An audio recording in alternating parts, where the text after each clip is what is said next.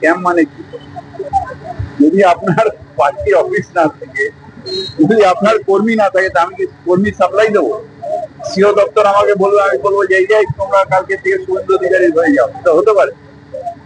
কিন্তু এগুলো বোকা বোকা কথা। আমার সংগঠনের জোরে আমি এখানে আছি, তোমার সংগঠন নেই, তুমি দাঁড়িও না। পাস নিয়ে এসে দলীয় অফিস মানে কি? সরকারি জায়গা দখল করে করলে তো ইলেকশনের বিরোধী।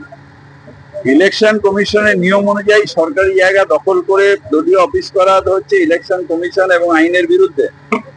তো সেই কাজটাই পুলিশ করেছে। ইলেকশন কমিশন লিখে দিয়ে দিক, যেরকম দিয়েছেন এসআইআর এ তৃণমূলদের নাম বাদ দেবো, পার্টিকুলার একটা ধর্মাবলম্বী নাম বেশি করে বাদ দেবো, মথুয়ার নাম বাদ দেবো।